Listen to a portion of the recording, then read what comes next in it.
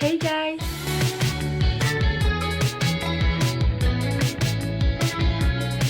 Aujourd'hui je vous retrouve pour une nouvelle vidéo qui a pour thème YouTube. Donc comment se lancer, les conseils que j'ai à vous donner et le matériel qui selon moi est nécessaire pour commencer une chaîne YouTube. Évidemment je suis peut-être pas la meilleure personne pour conseiller, sachant que moi aussi j'apprends tous les jours sur YouTube à grandir et à faire grandir ma chaîne. Mais je me suis dit que j'aurais aimé trouver ce genre de vidéo quand j'ai lancé ma chaîne. Donc j'ai fait deux listes. La première liste c'est le matériel qui selon moi est le plus important pour commencer, même si c'est pas un matériel de ouf, c'est celui de base que moi je conseillerais à quelqu'un qui veut commencer, ainsi que des conseils un peu sur comment faire, quoi faire. Les conseils que je vais vous donner c'est selon moi, ce que moi j'ai vécu sur YouTube, ce que j'ai pu observer, etc. Mais également depuis 7 ans que j'avais commencé, comment ça a évolué, etc. Je vais donc commencer par le matériel. Évidemment la première chose et la plus importante pour pouvoir poster quelque chose sur YouTube c'est d'avoir quelque chose qui filme. Au niveau du matériel qui filme, c'est soit un téléphone, soit une caméra directement si vous avez le budget pour vous acheter une caméra, ou si vous en avez déjà une chez vous. Évidemment qu'il ne faut pas investir 800 € dans une caméra pour commencer sur YouTube. Honnêtement avec la qualité des téléphones de maintenant je pense que c'est même parfois pas forcément nécessaire de s'acheter une caméra si on fait juste de quoi juste s'amuser sur YouTube et partager des petites vidéos marrantes, etc. et qu'on veut juste faire ça pour le fun. Pour vous dire, les premières vidéos que j'avais fait, bon ça remonte du coup à hyper longtemps, mais les premières vidéos que j'avais fait c'était avec mon iPod. Tant que la vidéo elle a au moins une bonne qualité, vraiment on s'en fout avec quoi vous filmez tant que vous avez quelque chose qui peut rendre beau et qui vous filme quoi. Par exemple moi j'ai fait l'erreur, donc c'est pas vraiment une erreur vu que je filme avec en ce moment, mais ma caméra, donc le Canon G7X, je l'ai acheté en 2020. Pour vous dire j'ai pas sorti de vidéo avant 2022, donc je l'ai gardé 2 ans, j'ai fait des photos, j'ai fait des vidéos et tout, mais enfin j'avais dépensé 780 € pour une caméra que j'avais pas du tout utilisée pendant 2 ans, ou quasiment pas en tout cas. Donc franchement soyez sûr de votre coût, faut être sûr que vous puissiez utiliser la caméra que vous achetez en dehors de YouTube si vous faites pas forcément beaucoup de vidéos sur YouTube quoi. Ensuite il faut évidemment un logiciel de montage, donc celui que moi j'utilise c'est CapCut, le plus simple je pense que beaucoup de gens utilisent à l'heure d'aujourd'hui. J'avais commencé avec iMovie tout d'abord, mais je trouve que iMovie c'est pas très ouf, il y a vraiment pas beaucoup d'options pour changer les réglages, couper, ajouter du son, ajouter des musiques, tout ça c'est vraiment pas ouf. Et pour les débutants justement je conseillerais CapCut, et honnêtement CapCut c'est gratuit, ça peut être sur PC, sur téléphone, donc encore mieux si vous filmez avec votre téléphone, vous pouvez directement le faire tout sur votre téléphone tout simplement. Et franchement je trouve que CapCut c'est hyper chouette parce qu'il y a vraiment plein d'options, on peut modifier les vidéos, les couleurs de vidéos comme si c'était une photo, et sur CapCut on peut justement retrouver plein d'options, de réglages, etc. qu'on retrouve sur des logiciels qui sont payants et parfois très très chers. Donc par exemple moi au début je voulais utiliser Final Cut Pro qui est un logiciel de Apple. Tous les youtubeurs que je suivais à l'époque utilisaient Final Cut Pro et ils disaient que c'était trop bien et tout. Je me suis renseignée, c'est un logiciel qui coûte entre 200 et 300 €, donc c'est quand même assez cher, et c'est pourquoi CapCut est selon moi le meilleur logiciel de montage ever. Évidemment si vous utilisez une caméra pour filmer, moi je vous conseillerais d'avoir plusieurs cartes SD et de stockage, et si vous n'avez pas plusieurs cartes SD, honnêtement vous pouvez vite ne pas savoir terminer une vidéo parce que vous avez justement plus de place sur la carte SD et que vous en avez pas d'autres, ou que vous n'avez pas non plus de PC à disposition pour décharger justement cette carte SD, etc. Donc franchement en avoir plusieurs c'est un plus. Personnellement j'ai 4 cartes SD différentes, dont une qui se sépare en micro pour mettre dans une GoPro, donc franchement c'est top et j'ai vraiment énormément de place de stockage si jamais je dois utiliser ces 4 cartes d'un coup pour une seule vidéo par exemple. Et évidemment si vous utilisez un téléphone, n'hésitez pas à chaque fois supprimer au fur et à mesure les vidéos ou même les photos de votre téléphone, vous pouvez les stocker sur un disque dur et ainsi vous gardez de la place sur votre téléphone, et au fur et à mesure vous supprimez les vidéos qui seront finies, que vous voulez plus, etc. Mais vraiment un maximum de stockage c'est le plus important, sinon vous savez rien faire du tout. Maintenant je vais un peu vous parler du matériel qui est pas forcément obligatoire ou essentiel pour bien filmer une vidéo YouTube, alors là loin de là, mais si vous les avez franchement c'est un plus et ça aide tout le temps, ça peut que aider. La première chose ce serait un trépied, donc moi par exemple je filme avec un trépied et j'en ai un plus petit de cette taille là plus ou moins que j'avais reçu dans le pack avec ma caméra, et c'est toujours utile. Pour vous dire j'ai même pas dû investir parce qu'en achetant la caméra justement il y avait, je regarde par là parce qu'il est là-bas, mais il y avait le petit trépied que j'utilise parfois quand je fais des vlogs etc. et que j'ai pas envie de tenir directement ma caméra en main. Je prends juste le mini trépied, c'est vraiment une allonge de bras et c'est tout. Et le trépied que j'utilise là, c'est un trépied que ma maman elle avait pour travailler avant et faire ses photos etc. Donc vraiment j'ai rien payé de plus pour l'avoir, il était chez moi, je l'utilise tranquille et je sais que c'est fréquent des gens qui ont des trépieds chez eux même s'ils les utilisent pas souvent. Donc franchement s'il y en a un qui traîne chez vous, chopez-le, prenez-le, notez votre nom dessus et utilisez-le, vraiment c'est un plus à fond. Le problème quand on n'a pas forcément de trépied, c'est qu'on doit s'arranger pour trouver un endroit où on peut tenir la caméra ou le téléphone, que ça tombe pas etc. Et moi il y a un moment donné où j'ai filmé sur des boîtes en carton, littéralement des boîtes à chaussures que vides qui servaient à rien, je les utilisais comme trépied. Franchement en plus si vous n'avez pas de trépied il va falloir être créatif pour trouver les bonnes idées et les bonnes choses pour faire tenir votre téléphone en place, vraiment. Ensuite un adaptateur, si vous avez un Mac qui n'a pas d'embout pour mettre la carte SD, franchement c'est un plus. Moi celui-là je l'ai payé 20 balles sur Amazon, franchement il fait le taf, il est rose comme j'aime. Il y a plein d'autres choses autre que juste pour la carte SD, franchement c'est utile à mort. Ici j'ai 3 ports USB, là j'ai HDMI et là du coup j'ai pour les petites cartes. Enfin bref, comparé à ceux de Apple, honnêtement Amazon ça fait le taf. Les deux dernières choses que j'aimerais ajouter dans le matériel, pas forcément essentielles mais quand même utiles si vous les avez, c'est une ring light et un micro. Un petit micro pour mettre sur une caméra ou quoi. J'ai acheté cette ring light chez Primark, 6 euros. 6 euros, donc vraiment il n'y a pas d'excuse. Si vous en voulez une, vous allez à Primark, vous allez n'importe où, à Action, il y en a. Je sais qu'à Action il y en a souvent, pour vraiment pas cher et elle fonctionne hyper bien. Ce qui est bien en plus avec cette ring light, c'est que j'ai 3 modes différents et je peux régler l'intensité avec plus et moins. Et j'ai couleur bleu blanche comme ça, j'ai couleur rosé et un peu jaune comme ça, donc ça fait vraiment 3 effets différents et c'est hyper utile pour filmer des vidéos soit tard le soir, soit avec des vibes différentes. Et enfin du coup le micro, ça je n'en ai pas, je pourrais pas vous montrer, j'en ai pas, il faut que je m'en achète un et encore si j'en achète un il ne va pas sur ma caméra.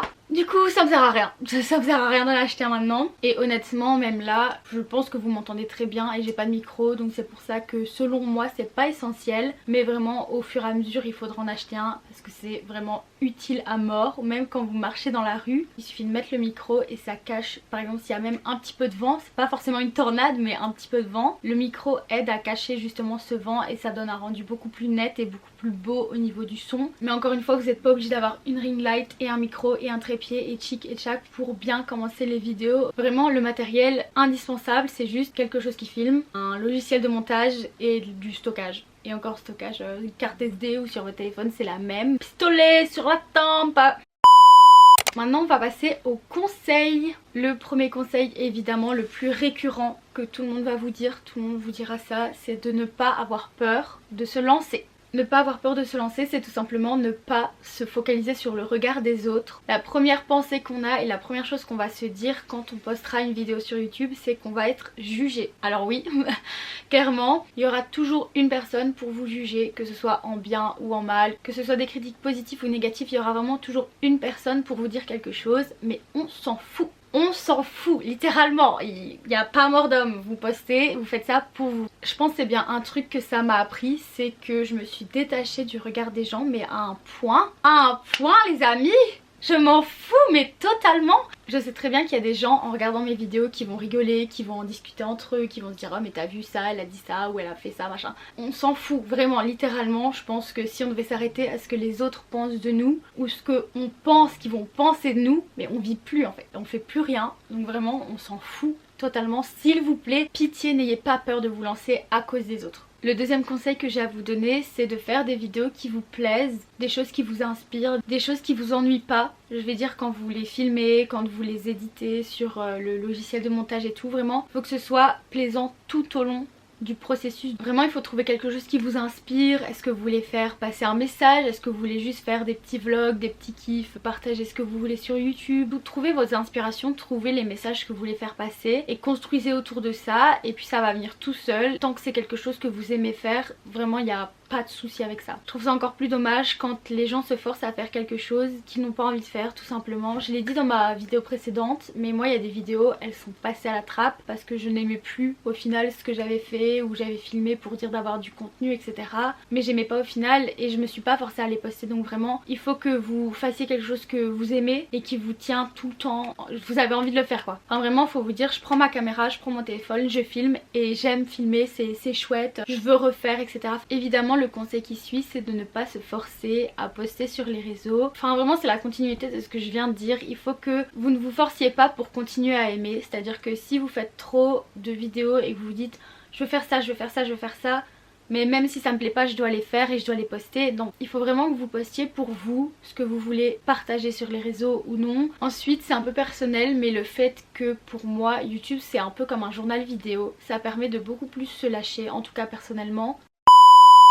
Je filme à l'iPhone mais j'interviens très rapidement pour vous dire que la vidéo est un petit peu coupée parce que aucune de mes batteries n'a été chargée. Voilà, ne faites pas comme moi, chargez vos batteries. Donc ici je dois attendre quelques heures avant que la première batterie soit rechargée à fond et que je puisse continuer à filmer cette vidéo même s'il reste pas beaucoup. Je suis de retour, on est le lendemain, c'est pour ça que je suis totalement différente, mes cheveux, mon top, tout est différent. On est le lendemain, c'est normal. Même si j'aime pas employer ce mot là pour parler d'une chaîne YouTube, il faudra avoir une charte graphique pour votre chaîne, c'est-à-dire quelque chose qui vous ressemble, une belle photo de profil de vous, pas quelque chose qui n'est pas vous, pas une autre personne, peut-être votre chat à la limite, mais encore on évite. Que vous ayez une belle bannière, donc quand on clique sur votre chaîne c'est ce qu'on voit au-dessus, donc la bannière de votre chaîne doit pas forcément être hyper travaillée ni rien, mais elle doit juste être propre un minimum et être belle et attirer quand même un minimum l'œil, pas juste une photo blanche. Et vos miniatures, donc les petites images qu'on voit avant de cliquer sur une vidéo, il faut qu'elles soient bien faites, bien réalisées, propres, etc. Ça vraiment, vous faites à votre sauce, mais qu'elles ne soient pas putaclic. Pour ceux qui savent pas, une miniature putaclic c'est simplement une miniature mensongère, c'est-à-dire que vous mentez pour que les gens cliquent sur votre vidéo et au final on voit pas du tout ce dont vous parlez dans la miniature ou dans votre titre de vidéo par exemple. Imaginons par exemple dans un mois je vois Benson, je décide de faire un vlog pour son concert et en miniature et comme titre de vidéo je mets Benson m'a invité en backstage où je suis montée sur la scène, j'ai rencontré les potes de Benson, enfin bref, c'est à dire que je rajoute plein de trucs qui sont faux, qui se sont pas produits, mais du coup vous allez cliquer, vous allez vous dire ah mais attends, elle a été sur scène ou elle a été en backstage, qu'est-ce qui s'est passé, etc. Et au final j'ai pas du tout été en backstage, ou alors je vais montrer une partie, c'est ce qui est arrivé l'an dernier, on a été au Botanique pour voir Benson et les toilettes étaient juste à côté des backstage, mais on n'a pas été dedans. On était à côté, ça oui, mais on n'a pas été dedans. Donc ce serait mentir en disant j'étais dans les backstage alors que j'étais juste à côté de la porte, mais... Enfin bref, soyez juste honnête et que ce soit un visuel qui est beau et qui vous ressemble et qui n'est pas mensonger, tout simplement. Le prochain conseil que j'ai à vous donner, si vous voulez vraiment vous lancer à fond et poster au moins une fois toutes les semaines, toutes les 2 semaines sur YouTube, c'est de planifier vos vidéos. Planifier par rapport à votre emploi du temps. Imaginons que vous partez entre 10 et 15 jours en voyage, prévoyez 1 à 2 voire 3 vidéos sur le temps que vous êtes là-bas, que ce soit des petits vlogs, des petits challenges, goûter la nourriture qu'il y a dans un autre pays, enfin vraiment prévoyez tout le temps par rapport à ce que vous faites qui est prévu dans votre agenda. Si vous avez une réunion de famille, ne filmez pas votre réunion de famille, ça me semble logique. Si vous savez qu'il y a un jour où vous allez visiter, par exemple moi j'étais à Bruxelles il y a quelques temps avec Zoé, j'ai filmé un petit peu Bruxelles avec Zoé par exemple, donc c'est vraiment par rapport à votre agenda pour avoir du contenu qui vous plaît et que vous savez que vous allez aimer faire. Et si vous avez un creux dans votre agenda, que vous faites rien, que vous voyagez pas, vous allez pas en ville ou quoi, vous pouvez écrire des vidéos comme celle que je suis en train de tourner. Par exemple j'ai pris 2 heures de mon temps la dernière fois à l'écrire, à noter tous mes conseils, le matériel, etc. et ce que j'allais dire. Et là je prends juste le temps de filmer parce que j'ai rien de prévu vraiment de ouf cette semaine, mais la semaine prochaine je pars en voyage par exemple, donc je sais que je vais faire 1 voire 2 vidéos sur le temps du voyage. Et le dernier conseil que j'ai à vous donner qui est très important si vraiment vous voulez vous lancer de manière constante, c'est de ne pas vous démotiver. C'est à dire que si dès la première vidéo ou la 10e vidéo ou la 20e vidéo vous n'avez pas le nombre de vues, de likes ou d'abonnés ou de commentaires que vous voulez, on s'en fout, faut pas vous démotiver. Même moi mes vidéos, il y a 2-3 vidéos qui sont en dessous de 100 vues, je m'en fous. Parce que les vidéos je les fais pour moi et je les fais parce que j'ai envie de les poster et c'est pas grave si j'ai pas 300 vues ou 500 vues ou 1000 vues sur chaque vidéo, vraiment. C'est justement en restant consistant et en ne vous démotivant pas que vous allez pouvoir faire grandir votre chaîne YouTube et que les gens vont venir regarder vos vidéos, que vous allez pouvoir créer une communauté. La raison pour laquelle je vous dis de pas vous démotiver, c'est que par exemple imaginons vous postez 15 vidéos, les 15 vidéos n'ont pas les likes que vous voulez, n'ont pas les vues que vous voulez, n'ont pas... ça prend pas comme vous voulez et vous arrêtez là.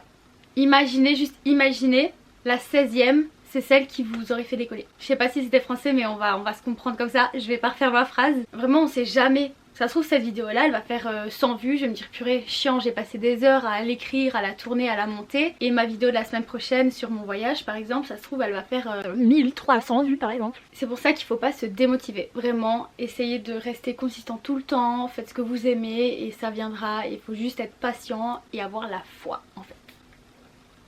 C'est avec ce dernier conseil que je vais finir la vidéo, donc j'espère qu'elle vous aura plu et qu'elle aura aidé certains d'entre vous. Je sais qu'il y a déjà pas mal de vidéos comme ça sur YouTube, mais à chaque fois c'est comment devenir millionnaire sur YouTube en 2023, comment chic, comment tchac, c'est des trucs un peu comme je disais tantôt putaclic. Vraiment moi c'est plus pour vous donner les bases de comment bien commencer et les conseils vraiment conseils en or, j'espère que ça pourra vraiment vous aider. Mais du coup n'hésitez pas à vous abonner, hein. N'hésitez pas à liker et à mettre des petits commentaires si jamais cette vidéo vous a plu et si vous voulez peut-être d'autres vidéos conseils par rapport à YouTube ou autre chose. La semaine prochaine il n'y aura pas de vidéo tout simplement parce que je serai du coup en voyage et j'ai pas eu le temps de filmer d'autres vidéos que celle-ci et je ne vais pas transmettre mon voyage en direct. Évidemment je dois faire le montage aussi donc ça prendra du temps, donc on se revoit dans 2 semaines pour mon voyage à Breda. J'espère que cette vidéo vous aura plu et qu'elle aura pu en aider certains. Moi je vous retrouve dans 2 semaines et je vous dis au revoir. Bye. Clap de fin, pistolet sur la tempe. Je suis matrixée par cette chanson, c'est même pas une chanson. Faut que je vous mette la vidéo de la meuf qui fait ça. Pistolet sur la tempe. Phone rings. She said to pick her up, but that's a bad call.